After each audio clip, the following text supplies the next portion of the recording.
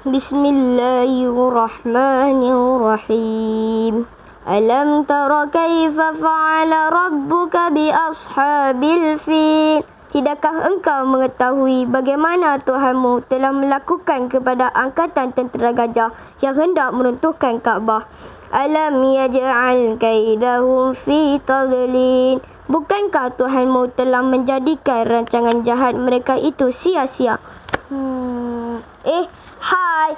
Assalamualaikum dan selamat sejahtera. Salam bicara buku. Salam perkenalan daripada saya. Nama diberi Megan Naki Zafril bin Megan Muhammad Zamri, berumur 12 tahun, bersekolah di Sekolah Kebangsaan Sultan Abdul Aziz yang terletak di Teluk Intan, Perak, ke sekolah ABB 5075. Saya ingin berkongsikan kepada anda semua tentang sebuah buku yang bertajuk Al-Quran Pertamaku, Juz'ul Amma, edisi ketiga. Buku ini ditulis oleh Ustaz Haji Arsil Ibrahim yang berasal daripada Sumatera, Indonesia.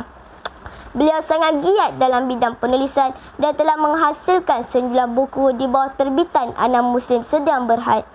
Antaranya Ayahku Ayah yang Soleh dan 12 Pribadi Cemerlang Ibadur Rahman. Beliau telah kembali ke rahmatullah pada tahun 2019. Semoga rohnya dicucuri rahmat. Berbalik kepada buku ini, untuk maklumat kawan-kawan, buku ini mengandungi 273 muka surat dan telah diterbitkan oleh Anam Muslim Sedang Berhad pada tahun 2011.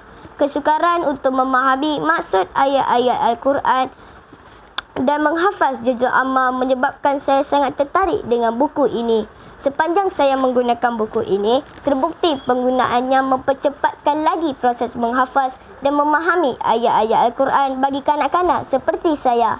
Tambahan pula, ilustrasi buku yang berwarna-warni membuatkan saya tidak jemu untuk membacanya. Penerbitan buku Juz'ul Amma ini mencerminkan kesungguhan pihak penerbit dalam memupuk perasaan cinta akan Al-Quran dalam jiwa kanak-kanak.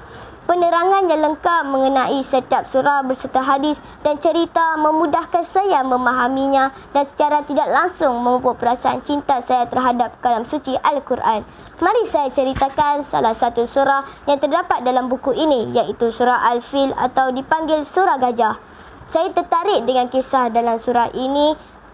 Surah ini membuktikan bahawa Allah SWT mampu menghancurkan sebuah tentera yang besar dan kuat hanya dengan mengutuskan makhluk-makhluk yang kecil sahaja.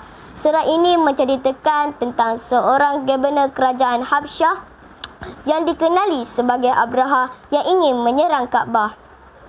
Abraha telah mengumpulkan sebuah bala tentera yang besar untuk menghancurkan Kaabah. Namun apabila sampai di kota Mekah, gajah-gajah tersebut tidak mahu bergerak walau selangkah pun. Tiada seekor pun gajah yang sanggup menghancurkan rumah suci milik Allah SWT walaupun dipukul oleh Abraha. Tiba-tiba, ratusan burung ababil datang membawa 3 butir batu kecil. Batu-batu ini dilemparkan tepat mengenai tentera Abraha dan kesemuanya hancur dengan serangan burung ababil.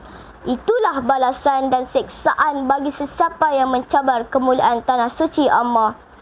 Daripada surah ini mengajar kita bahawa haiwan juga tahu bagaimana memuliakan rumah Allah Subhanahu Wa Taala. Mereka sanggup menahan pukulan demi mempertahankan kehambaannya kepada Allah.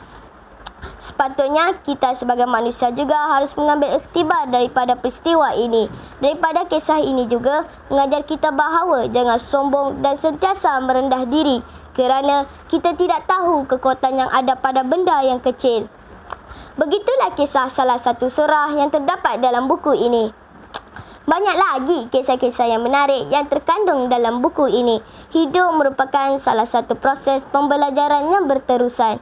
Justru saya mengajak para pendengar untuk membaca buku ini dan mendalami kisah-kisah yang terdapat dalam buku ini untuk dijadikan pedoman dalam kehidupan kita seharian. Sekian sahaja daripada saya. Assalamualaikum warahmatullahi wabarakatuh.